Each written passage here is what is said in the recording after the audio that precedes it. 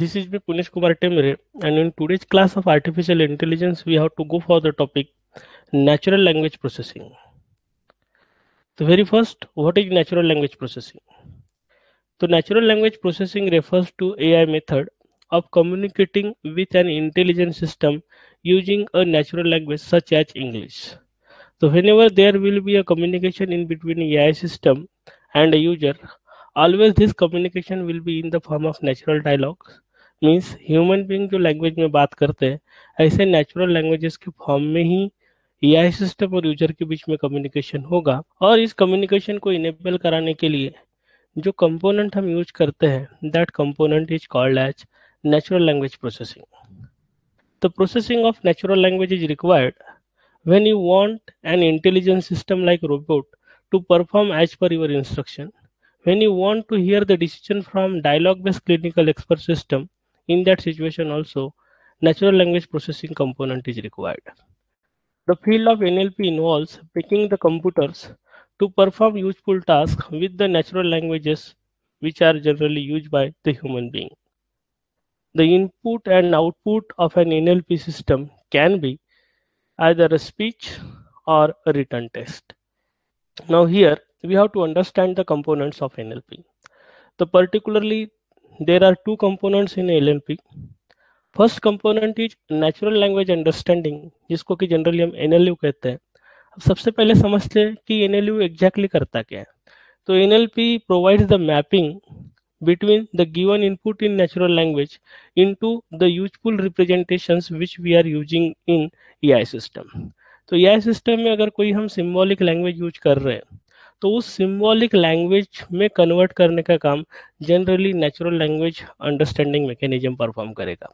तो NLU component का basic काम ये रहेगा कि जब कभी भी कोई हम नेचुरल लैंग्वेज में कोई एक सेंटेंस इनपुट कराएंगे तो उस इनपुट सेंटेंस को समझना और समझने के बाद उसको सिंबॉलिक लैंग्वेज में कन्वर्ट करना, this is what the responsibility of NLU component. Then we have second component which is called as natural language generation component. अब समझ लेते कि NLG कंपोनेंट क्या करेगा।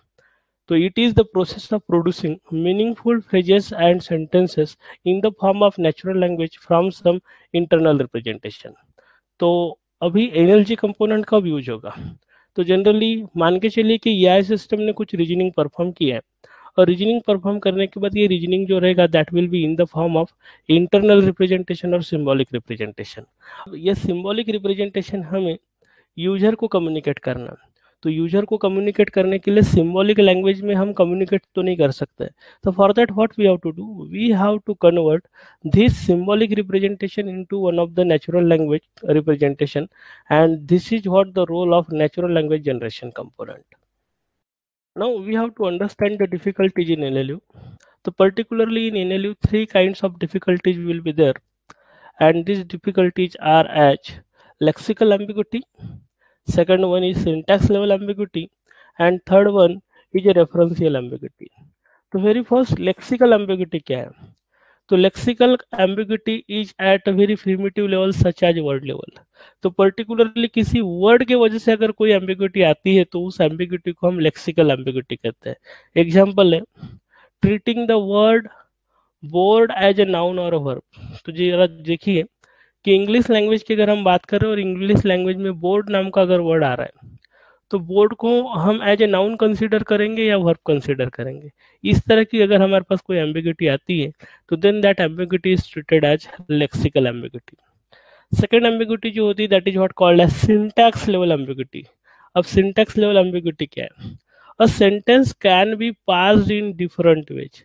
अब हमारे पास कोई एक सेंटेंस अगर होगा तो उस सेंटेंस को सिंटैक्टिकली समझते वक्त अगर हमें एम्बिग्यूटी आती है तो that ambiguity is called as syntax level ambiguity.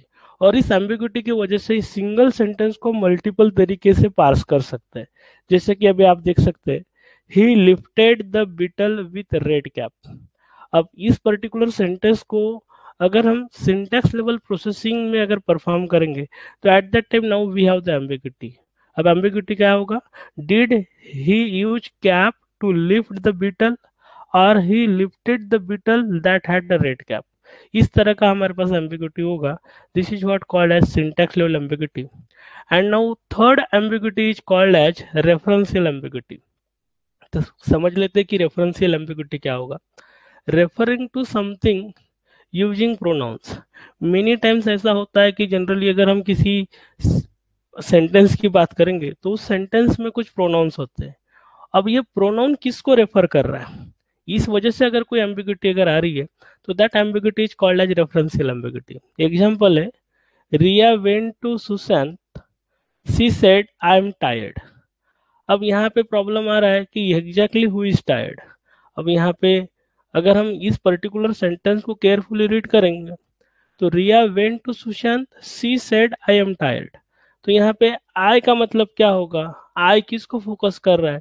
Depending upon that अगर हमारे पास कोई एम्बिग्यूटी आ रही है तो that kind of ambiguity is called as referential ambiguity. Here we have to understand some of the natural language processing terminologies. We have to understand all the terminologies one by one. पहला terminology है phonology. अब phonology का मतलब है it is the study of organising the sound systematically. Second terminology is morphology. It is the study of construction of words from primitive meaningful units. Then we have morpheme. It is primitive unit of meaning of a language. Next is syntax. It refers to arranging the words to make a sentence. It also involves determining the structural role of words in the sentence and in phrases. Semantics.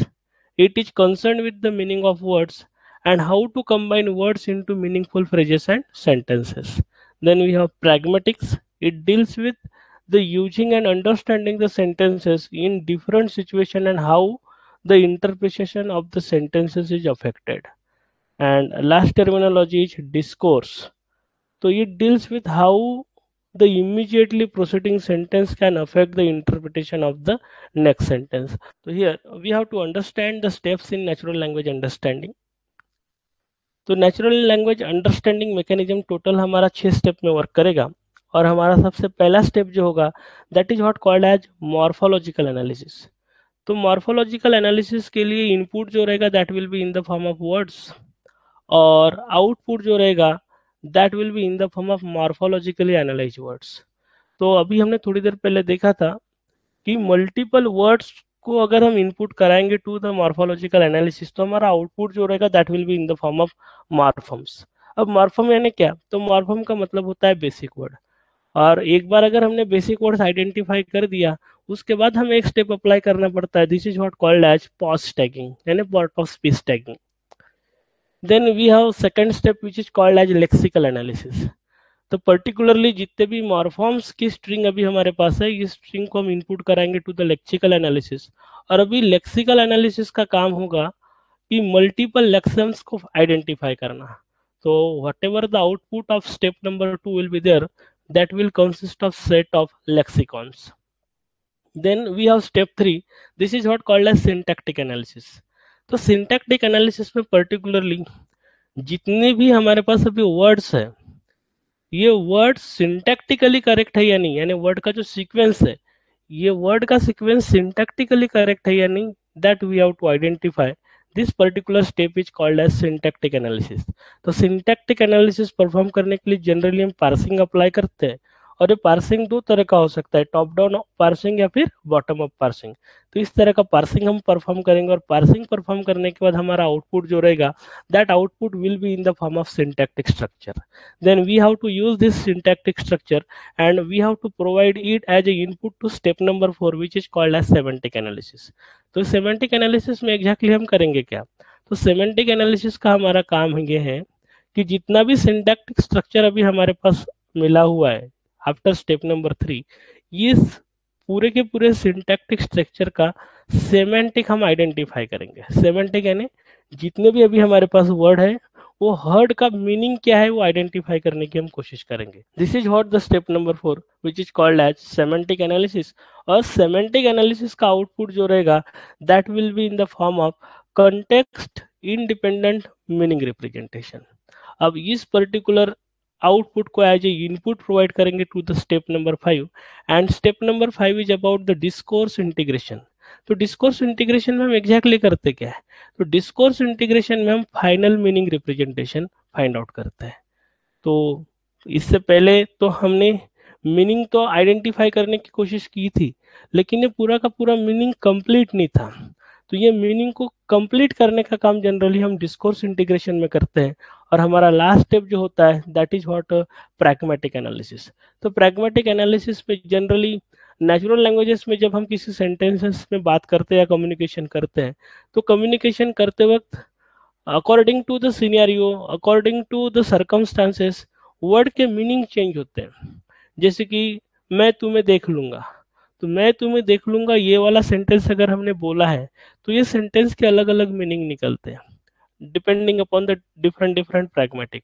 तो इस तरह का pragmatic analysis perform करना, और हमारा जो sentence है वो सेंटेंस का फाइनल मीनिंग निकालना, और उसको सिंबॉलिक लैंग्वेज में रिप्रेजेंट करना, this is what the output, और this is what the purpose of step number 6 which is called as the pragmatic analysis. तो जनरली अगर हम नेचुरल लैंग्वेज अंडरस्टैंडिंग परफॉर्म करते हैं, तो नेचुरल लैंग्वेज अंडरस्टैंडिंग में टोटल हमें ये 6 स्टेप्स परफॉर्म करने पड़ेंगे।